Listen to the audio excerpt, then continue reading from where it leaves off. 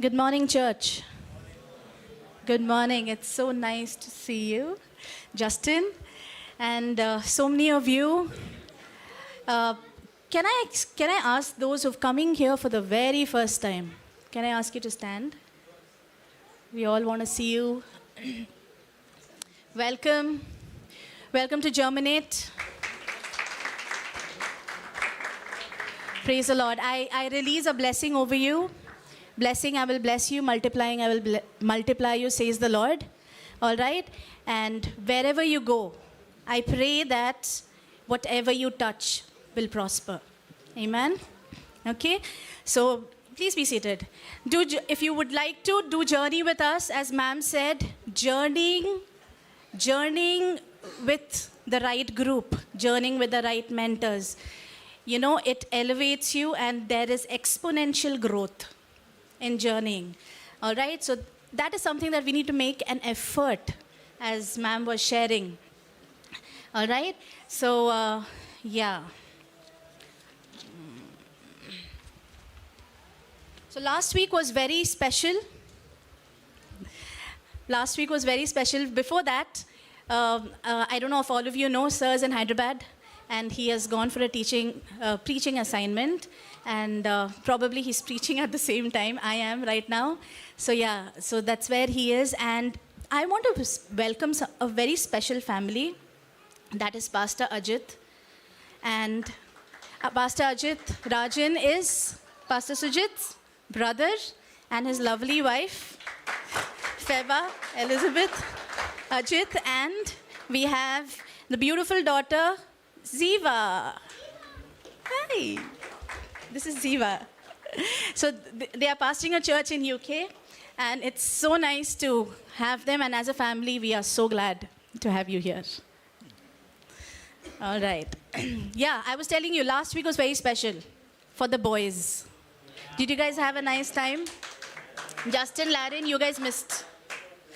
So they had fellowship together, they cut vegetables together, they washed the vegetables, not vegetables and chicken together. Some people, you also, okay. Yeah, we also had fun at the same time. And then cooked together. Some of them were experts. Some of them learned to use the mixie for the very first time. I think their mothers will be very happy. So, all right. And then we had their session. How was it, guys? Was it beneficial to your spirit? Yes? All right. I think we guys should have soon. All right. So next holiday, keep yourselves busy. Don't go anywhere. Come here. Okay?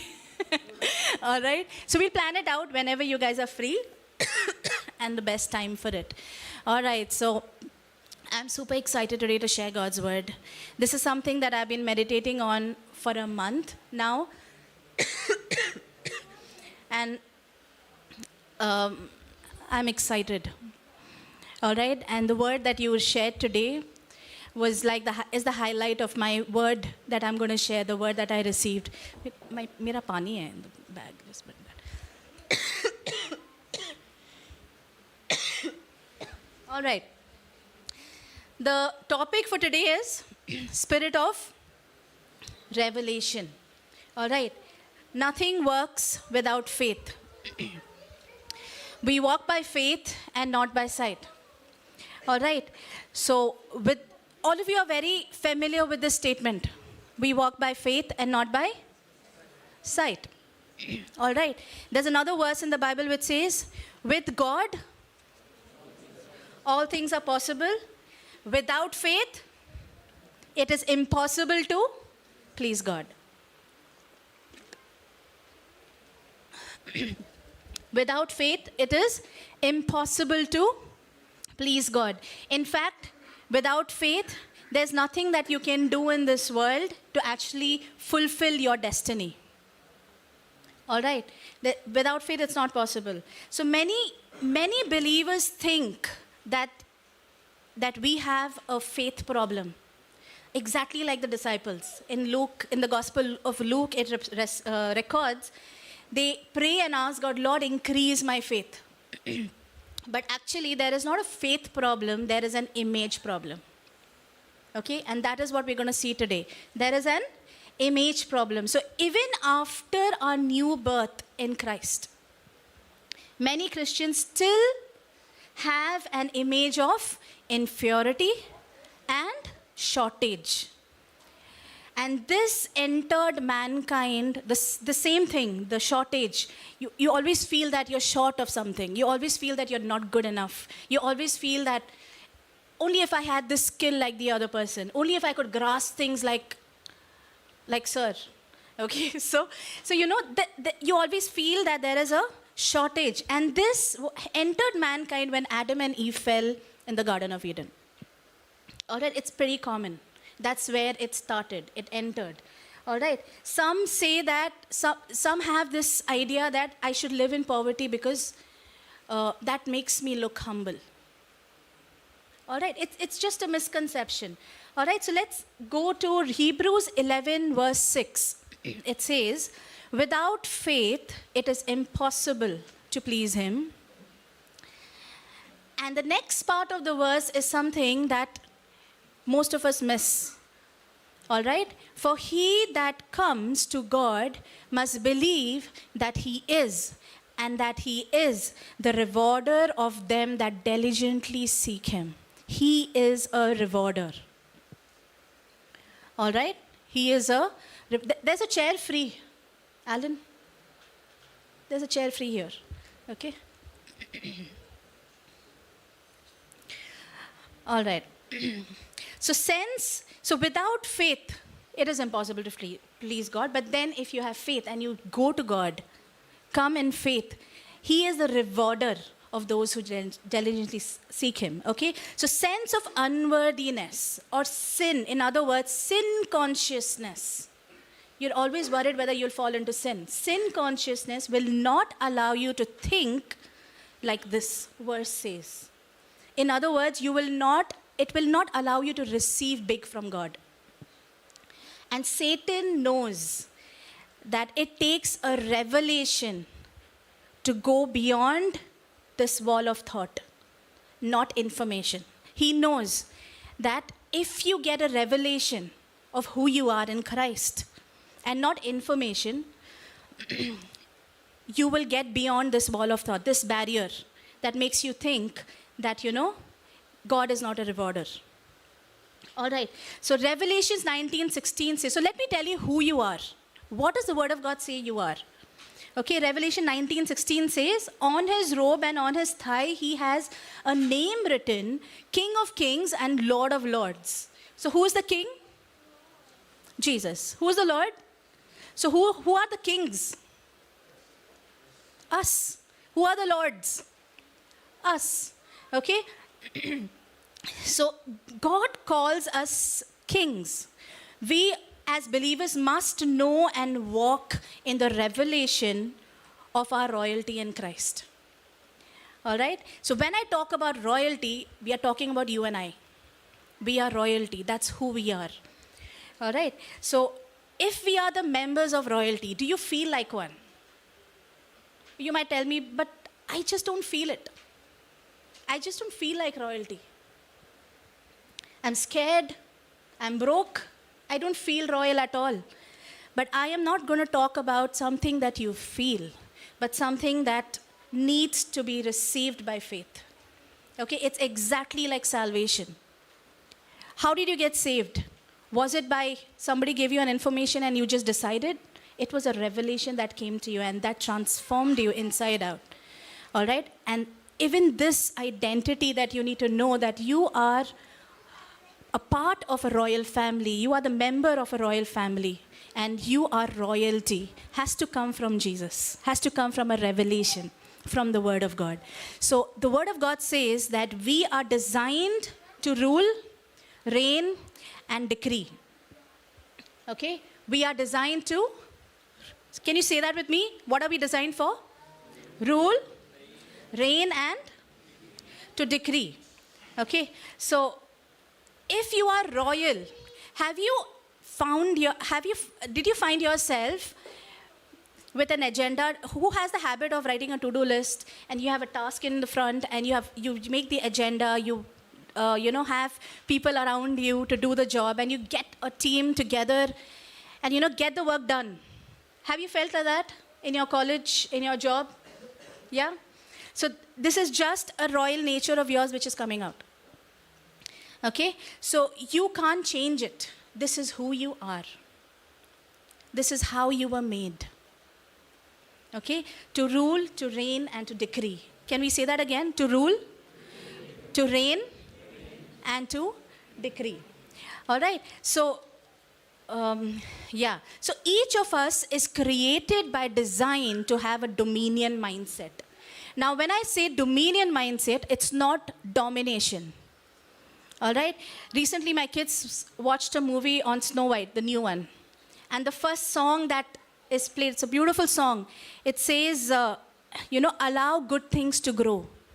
So when you are in a kingdom of God, you allow good things to grow. And how do you allow good things to grow? Because you have a dominion mindset. You don't beg God, or your prayer life completely changes. You go and ask God for a revelation and speak that out, and it happens. Okay, that is called a dominion mindset. So we'll go to Genesis 1. This is something beautiful that I want to put across. God said, let us make man in our image. Let them have dominion. He did not say, let us have dominion. He said, let them have dominion. So he has given us dominion. Okay, so some people, most of the Christians, they sum up the Christian assignment, like the assignment that Jesus had. They sum up that he preached, he healed, all right, and he gave his life for the remission of our sins. All right, but this is all true. But what are the words that he first used when he started his ministry? What was the first thing what are the words that Jesus used? Repent, for the kingdom of heaven is at hand. All right? Now, what he meant by this, every time I've read this as a new believer, I never understood this. Okay? So I would ask God, wail and cry, Lord, I'm so sorry. Forgive me for my sins. Okay?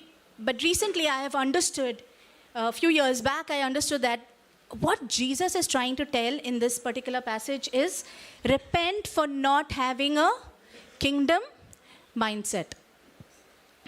Okay? So his first command was to repent for not having a kingdom mindset. So he had to change the way people thought to get them to act the way he made them to behave. Are you getting me? He had to change how people thought, okay, to get them to act. Act how? How he made us. How he made us to behave. All right? So and you need to understand that Jesus' message was not that God saved you so that you can escape the corruptness of this earth and go to heaven and leave the earth for sinners. This is not the gospel. Okay? Jesus said, heaven is coming to earth. Okay? Just as God always intended. In the Garden of Eden, God came to Adam and Eve. All right? That plan has not changed. Neither has your identity. Your identity hasn't changed even now. All right? So, but we might have forgotten our identity. But it's time to repent of that. That's what it says, repent, for the kingdom of God is at hand, and embrace your dominion mindset again. All right?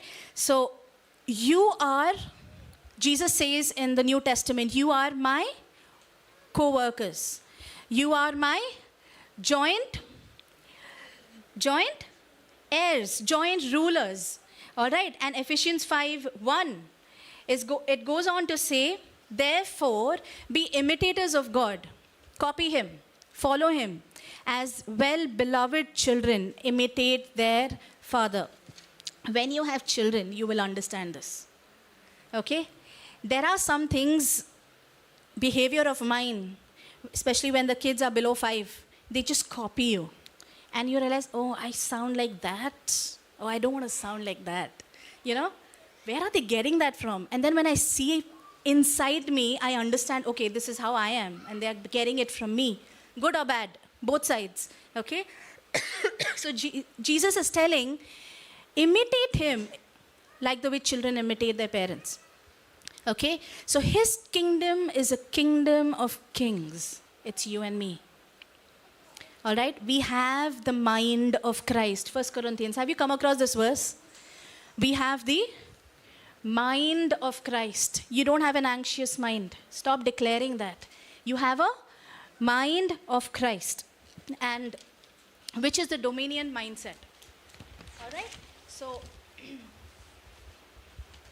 Jesus also said, I and my Father are one. Paul wrote that you and I are one spirit with him now, having been redeemed from the curse. All right? So Jesus and the Father are one. You and Jesus are one spirit. So who is the new? Jesus is the new. Are we redeemed from the curse? Yes. When Adam sinned, God declared, cursed is the land. Cursed is you and the land. All right? So that curse is lifted. That curse is lifted. So you are free from curse. You're free from toil. You don't have to toil to earn money. All right? You are not burdened to soar high. Sometimes you might feel that you've been pulled back. But in the reality, from the word of God, you know that it is actually a done deal. It is done. All right? So if you want to know deep down in your heart that you are royal, that you are a king, you can get this only through revelation and not by information. Okay? When Adam sinned, that instant, okay, that instant perfect connection was lost. Adam went from revelation to information, all right? And he functioned by receiving through his 5 senses. How many times do we function by receiving through our 5 senses, even from the Word of God? All right? So you need to understand that this is not how Adam's culture was. And so it is ours. It is not how our culture is. Okay? Eden is the original culture.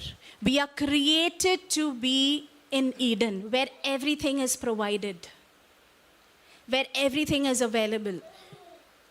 Okay? God was showing Adam how to subdue the earth. That means he had given Adam the model as Eden, and he wanted Adam to subdue the earth. Okay, that means when God speaks, things happen. So Adam was expected to do exactly the same thing. When you speak, things happen. All right? So to struggle so we need to understand, we can't rule this earth by learning. All right? We cannot rule this earth by learning alone. See, all of you are studying, all of you are in college, you are working, and there's so much that you learn while you're working as well. I'm not saying don't go to school and don't go to college. What I'm trying to tell you is that learning is not going to help you rule the earth. It will. Why are you studying? Yeah? Okay, he's learning for degree. What else? Why are you in college? You can stop studying after 12th, right? Do you like studying? Boys, can I get some answers? Why are you studying? Getting salary to get a job? All right, so you are basically getting a college degree to get a job. But that is not your work designed by God. Okay, there is a, what do you call it? People have understood it different, even the Christian community. You are not called to provide for yourself. Jesus wants to be your only source and only supply. You are called and you are made, and God assigns you work. He makes you the king. He has made you royal to decree, to rule, to reign, to bring heaven down on earth. That is your assignment and that is your work. The provision comes by God. Let me explain that a little. Okay, so we can't rule the earth by learning alone. What you're learning now in college, okay? You need something called the discernment by revelation knowledge. All right? So this revelation knowledge is something that you receive directly from God, okay, and into your spirit. All right? So we have been sent to the world, and we have to receive the revelation knowledge right there where you are. All right? So we receive from God not by information, but by revelation. And you must understand there is no trial and error. There's absolutely no trial and error in revelation. Now, I'm not just telling in spiritual things, all right? Even in your physical things. For example, for my PhD, okay, there were areas where I got connected to the right people. I made the right calculations. I learned a software. I did all that I had. Like, for example, in mechanical, you don't learn statistics much. But in the research area, you have to use statistics. Okay, there is a lot of information. In research, everything that you do is based on information. There's subjective analysis, there is objective analysis. Subjective is you understand the feel. You measure what you feel. If there's pain, please tell me from 1 to 10 how much it is. You measure the pain or feel of a person. Okay? But objective is we measure stuff like pressure, time, weight, and so on. All right, this is all information. I did everything. I learned the software, went to MBA department, met like 5 people, learned from them, and I didn't have a breakthrough. The morning that I had my Viva, I was working on something specific. Morning I was working on my Viva, and I asked the Lord, Lord, what do you want me to do? No, 2 days before, he said, go meet this person. From where did I hear this? Isaiah 30 verse 15 says, there will be a voice behind you saying, this is the way, walk in it. I learned this when I was in college, so I made this a habit to ask God for everything, every little thing while I was in Karunya. And it had become a habit. So I just asked God, Lord, what do I do? I did whatever I could. I worked hard. Lord, bless the work of my hands. That's the promise. So I said, Lord, I bless it. And he said, go meet that person. Please come. He said, please go meet that person. And he told me something in the software. I tried it. It did not work. All right? The morning when I had my Viva, around 5 o'clock I got up with my laptop, and the Holy Spirit said, just try this part of what that person told you, that professor told you. And I tried that, it just worked. And in 1 hour's time, I could make 30 graphs with the kind of result that I wanted. This is revelation, guys. This is revelation. All right? So you need to understand there is no trial and error in the kingdom. When he tells you something, he gives you the power to even do it. And that brings a breakthrough. That is reigning. That is ruling. I'll give you another example of Peter. Peter, you know the story. I don't have to go through it. Jesus, he was an experienced fisherman, correct? And he toiled all night. That was the word of God says. He toiled all night. And when he met Jesus, Jesus said, go throw your nets in broad daylight, go to the deep, and go throw your nets. All right? And when he comes back, you know the story, it's full of fishes. Okay? He cannot hold it. He calls other people to hold the fish. All right? Did Peter earn or work for the fish that he caught? No.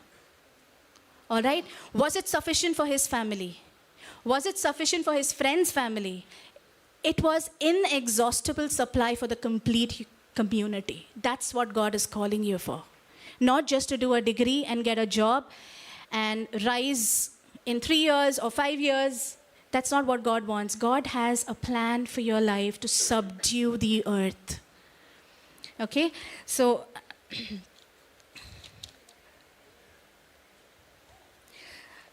God did not want his family to be a group of intellectuals like us, okay, operating by natural information. He wants a people who depends on the higher education of the kingdom of God, okay, to supply all their needs. All right. So I want you to understand, Adam did not earn or attain this royalty. It was given to him. So in the kingdom, everything is given and received. It cannot be earned. It cannot be attained. So you are royal. You are a king. You have to receive it by faith. All right? You were born to live in Eden, where everything is provided for you. Your job has nothing to do with your prosperity. Your job has nothing to do with your prosperity. God supplies your needs independent of your job. Now, this is the why I'm specifying this is because maybe you've seen your parents struggle earning for you. Maybe that's the mindset you have, and that's the reason why you're doing engineering or technical degree. Okay? And you've planned your masters and so on. All right? But I want to tell you that God supplies your needs independent of your job. That's his nature. Okay? So he assigns work to release your potential. And you must understand that God wants to be your source, your only source, and your only supply. Okay? So some people think that if it's not hard, it's not God. It can't be God. Yes? Have you heard it? If it's not God, if it's not hard, it is not God. This is what the Satan is. He knows with revelation you can soar high. He knows it. So we need to resist this temptation that we have to toil and instead start receiving from the Father.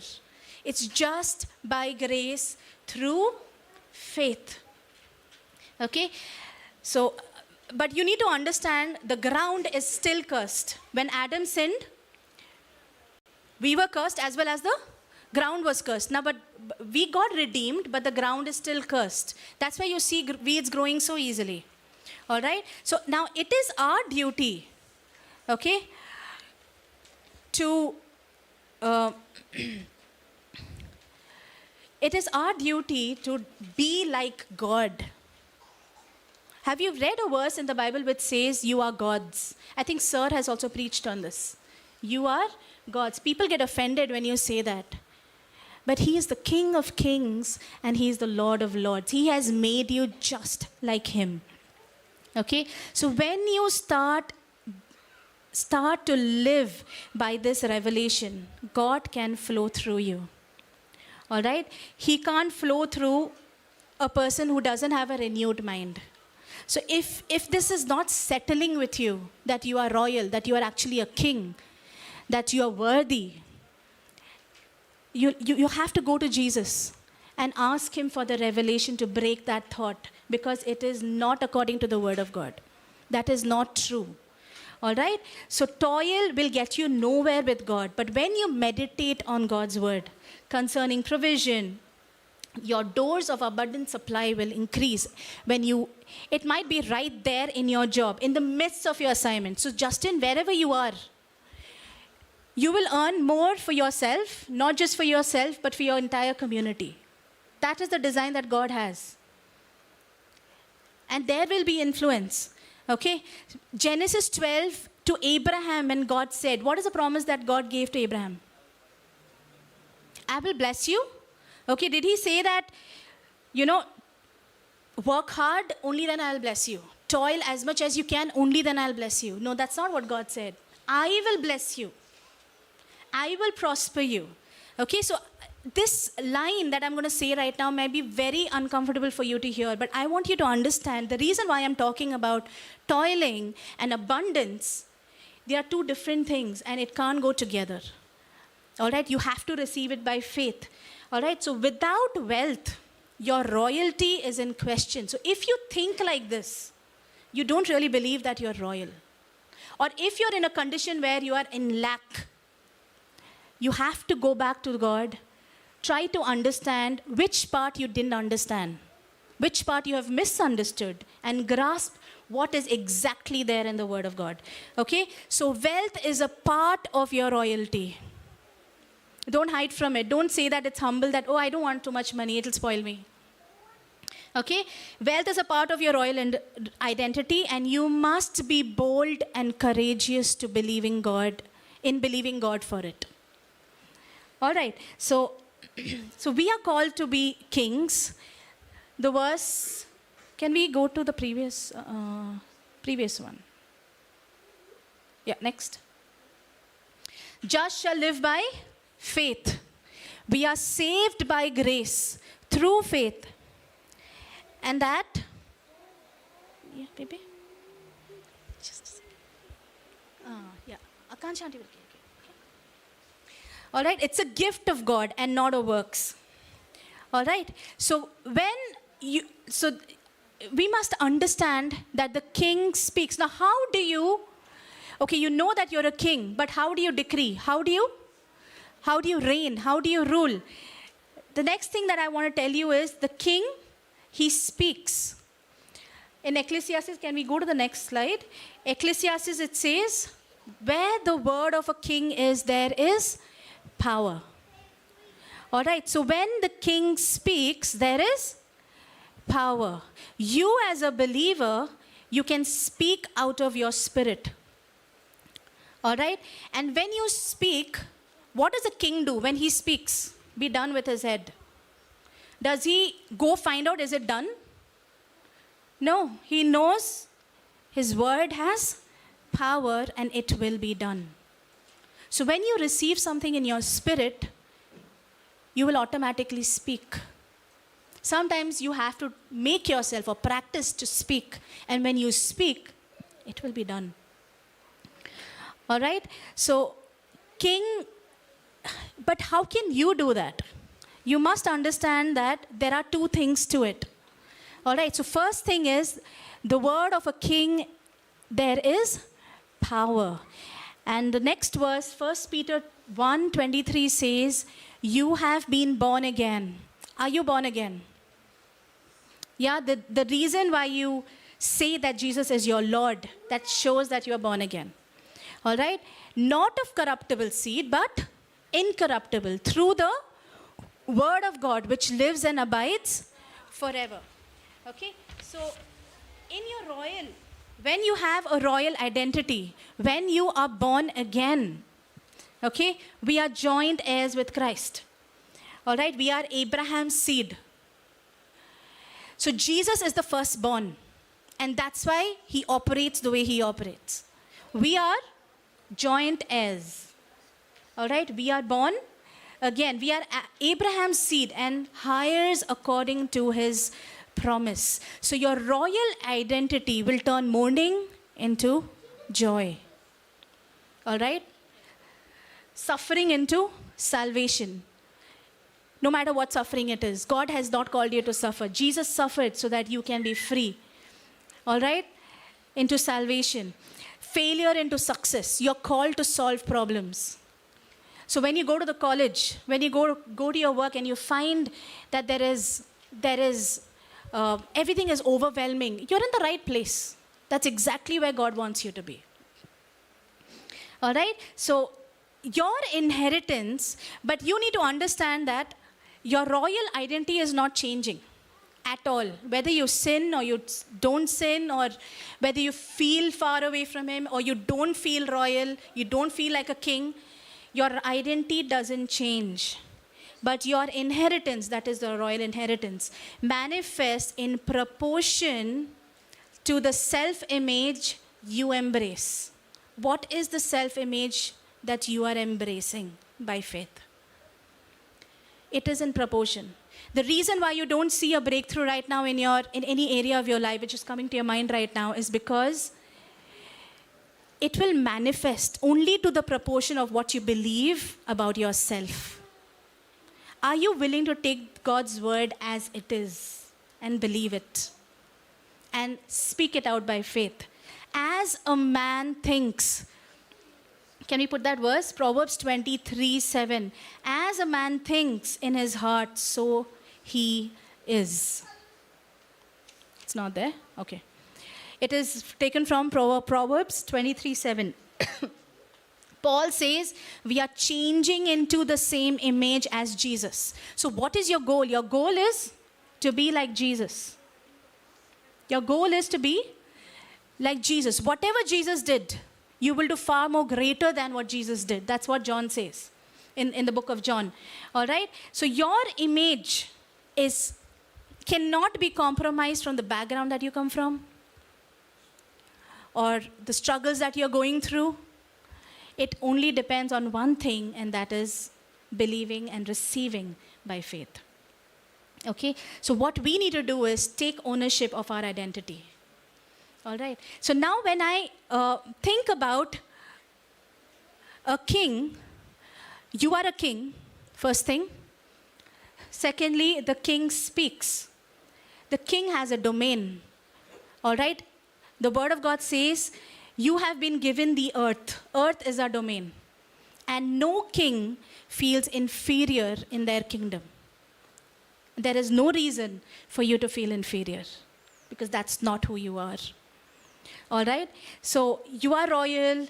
The Holy Spirit teaches us how to talk, how to walk, what to do, irrespective of where you are or what you do or which background you come from. Why I'm telling you this again and again is because some of the clients that I talk to, their backgrounds are terrible.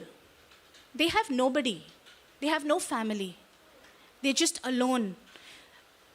But nothing can separate you from what God has to offer. So don't let your background affect you.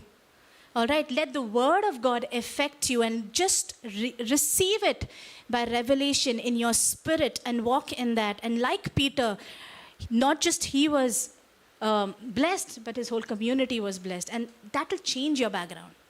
That will change your system completely. Okay? So this is what we have. I always thought that this is only for the spiritual side. But I want to tell you, there are two realms that we have dominion over. One is the physical realm and one is the spiritual realm. And the physical realm is controlled by the spirit realm. Okay? God is spirit. So what am I? I am spirit. Okay? You have a mind, will, emotion. Okay? So in your mind, the Spirit of God, in your spirit, the Spirit of God deposits the revelation. In your mind, you process it and say, yes, I believe, I receive it. And through your body, you live in a body. So through your body, you speak it out. All right? So you are not dealing with two realms. You are actually you're not dealing with one realm. We are dominion. We have to have the dominion mindset of not just the visible realm, but also the invisible. All right? And next. Yeah. This is one thing that the devil uses against us. Therefore, my people are gone into captivity because they have no knowledge. All right? My people are destroyed for lack of knowledge. This is the most powerful weapon that the enemy uses, inferiority image. What is inferiority image? Not knowing who you are. Unbelief. And that leads to unbelief. So if you feel that you have doubt, you have unbelief, don't go to God and ask him for faith. Ask him, Lord, show me who I am. Help me to open my inner eyes to see who I am. Why did you make me? How have you made me? Go and ask him for that. Because once you know who you are, you will change. So this knowledge is not head knowledge. It is revelation knowledge. It's not academic theory. Okay, it is revelation knowledge. In Colossians 1, 9 to 11, I'm not going to read the whole thing, but it says that you may be filled with the knowledge of his will in all wisdom and spiritual understanding. Only then you can walk worthy of the Lord, fully pleasing him. So when Jesus started his ministry, he said, repent. Repent from what? From changing your mindset to a dominion mindset. All right? He did the same thing with Moses. Didn't Moses face the same thing? What did Moses, when God spoke to Moses, what did Moses ask him? I can't speak. I stammer. But what did God answer? Who has made the man's mouth? Who made your mouth? So in other words, he's telling him, do not degrade what I made. So if you think that you're not good enough, you're actually degrading what God has made. Okay, and he said, I made man. I have made your mouth. I know what capacity your mouth has and how powerful it is. And I am going to use it. I am going to use it to release your entire nation from slavery. If God can do that with Moses, why can't he do it with us? Yes or no? So if you're saying that, मेरे साथ तो ऐसे ही होता है, I don't think I can reach. I always come up till here and I get stuck. I'm always trying. The other day I met somebody on the road and I asked, how are you? बस चल रहा है ma'am. चल रहा है. It's just going. It's a common thing that we say. I think we need to really stop right there and, not be people who have no knowledge and go to God for that. Okay? So that is not God talk. That is pure devil talk. Seriously, I'm not joking. Okay? So we must understand that a king speaks. How does a king speak? You must know that you are born again. Jesus is the firstborn. You are next to him, not below him. You are joint heirs with him. And that's exactly who you are. All right? And always, when the king speaks, when Jesus spoke, he always saw. Okay? So before decreeing comes seeing. Okay? I want to take you to Jeremiah 29:11. Can we all turn to that? Verse Jeremiah 29:11.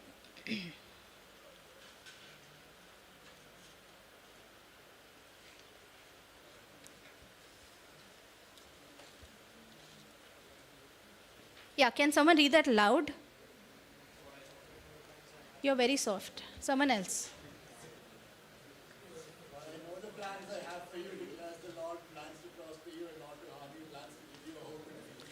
Plans to give you a hope and a future. King James Version says, to give you an expected end.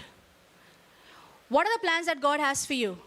So if you're going through evil, if you're going through a thought that is not good, that is not God's plan for you.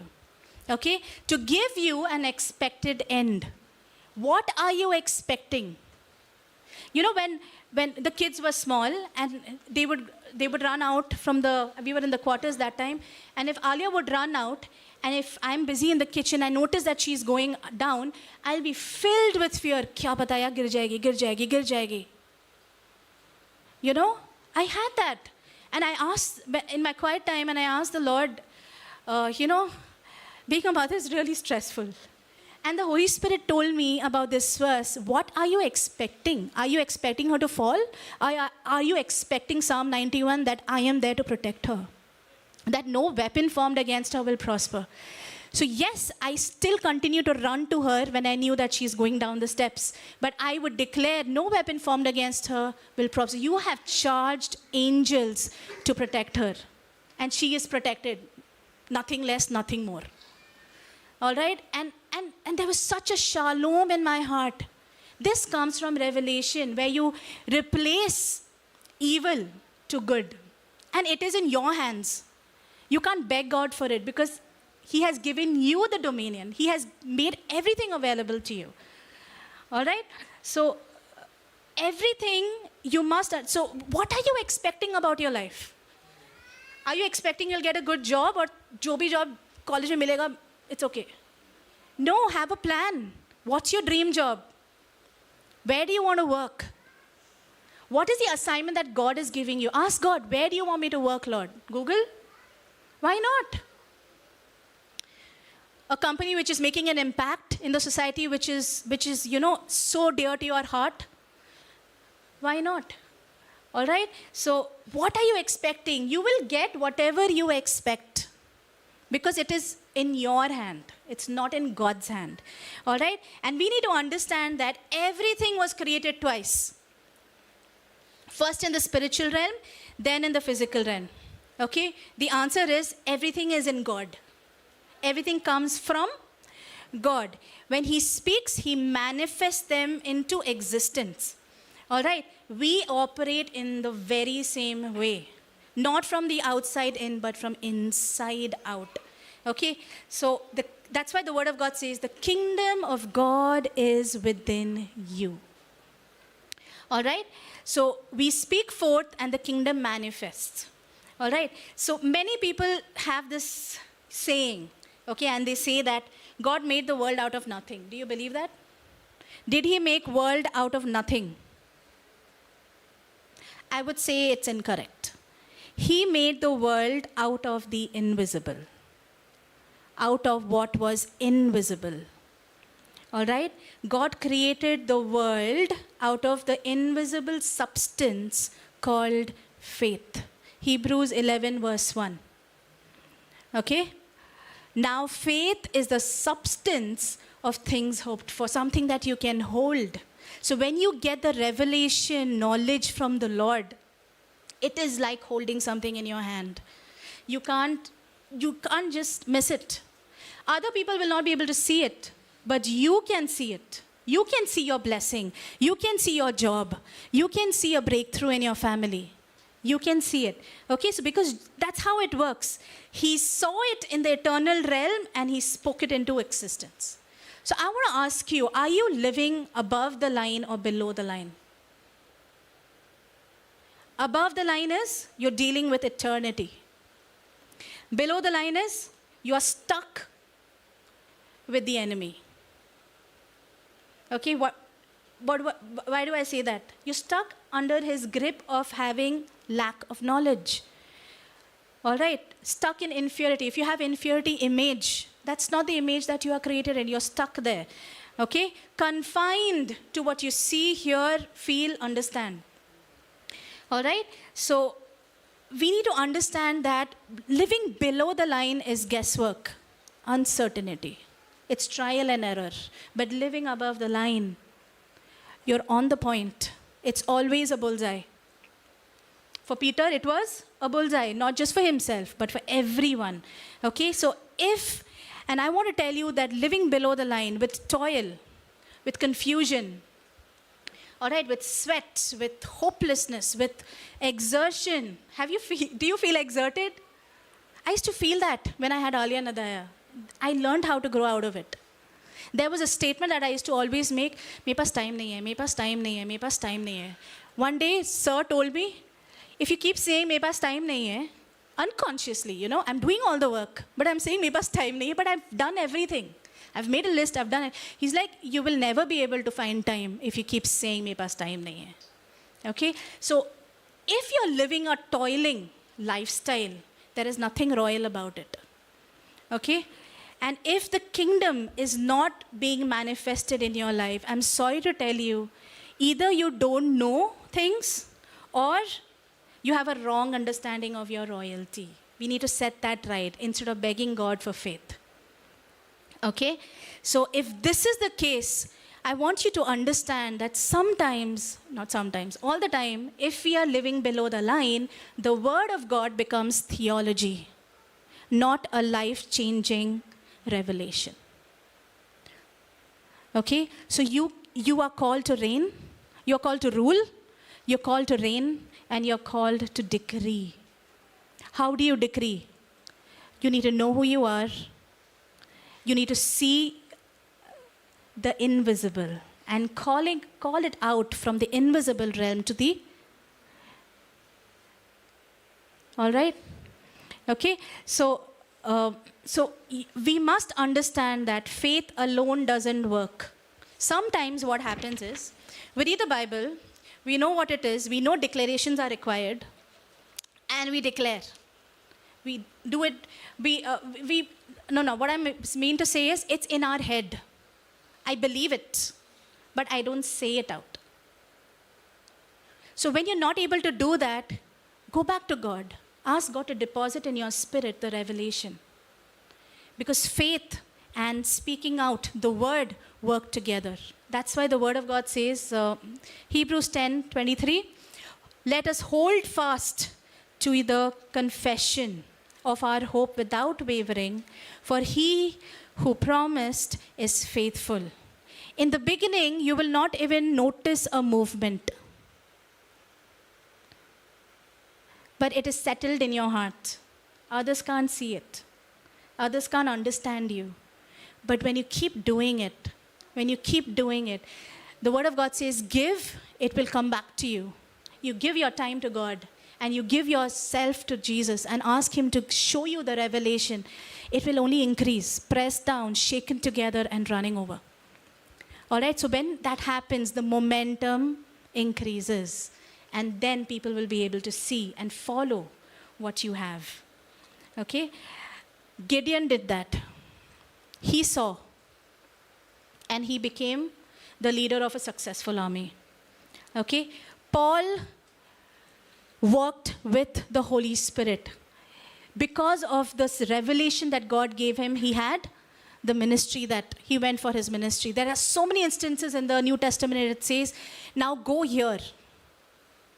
Now leave this place and go there. All right? And John 5:19. We need to model Jesus. I tell you the truth, the Son can do nothing of his own. He does only what he sees the Father doing, and what the Father does, the Son does. Unless you see, you can't do. So we are we are dominion over the invisible realm and the visible realm. Jesus spent time with the Father and he got the deposit he saw, and that's why he did. All right? So when we do that, just like Joseph and Daniel, where were they placed? They were planted in godless empires. Yes or no? They were planted in godless empires. The members of the body of Christ are planted in this dark world to bring hope and solutions. So if you think you have strife, if you think your time is challenging, or people are not offering jobs, or, they are not hiring, if it is challenging for you, that's exactly where you need to be. That's exactly where you need to bring hope.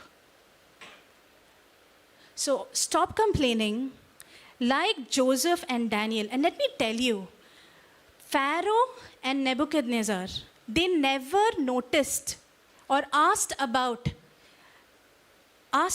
God, the one true God, until Joseph and Daniel respectively, solved their personal problems as well as the nation problems. All right? So when you have a revelation, when you speak out like Daniel and Joseph's, what will happen? People will come after you asking you about your family. They will come after you asking you about the one true God, your Father, from where you're getting. All right? So God says praying to God and asking God to move the mountains is not there in the Bible. How is your prayer life? Is it begging God? Please heal him, Lord. Please. He's suffering. You cry, you fast.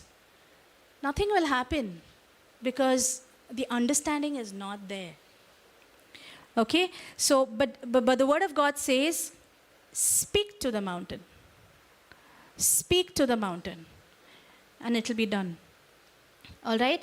And I want to take you to close. You are the light of the world. In him was life. All right? In him was life, and that life was the light of all mankind. In him was life. Who is in you? Jesus is in you. So in you is life. And that life is the light of all mankind. So you are the light in the darkness. All right? So when you received, so you have life in you. When you received Jesus and you got salvation, in your spirit you got life and you found salvation. All right? In your mind, you have life through the Spirit. All right? And you think, get the revelation. But in your body, again, you have life. And you speak forth and command and create stuff. All right? So the light shines in darkness. Is there any darkness in your life? Say cancer. Cancer, cold, cough, everything is the same. Sickness, lack, everything is the same. So if you touch somebody who has this, or if you pray for yourself and command for the mountain to move, it will move. All right? If the kidneys are sleeping, they will rise up. Cancer will die. You will not die. Cancer will die. Amen? But you need to have this revelation that you have life in you. And darkness cannot stand. Cannot overcome it. All right? So how are we supposed to pray? How are we supposed to pray? In the name of Jesus, which is above all names. It is above cancer. It is above anxiety. It is above panic attacks. It is above everything. Okay? With life of God in me. So you're declaring, you have to practice this.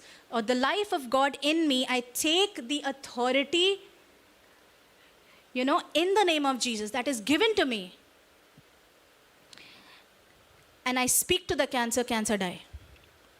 You getting me? I use the word of God and my understanding that Jesus, the name of Jesus, which is equal to the word of God. It says you are born of corruptible seed, not incorruptible seed, the word of God.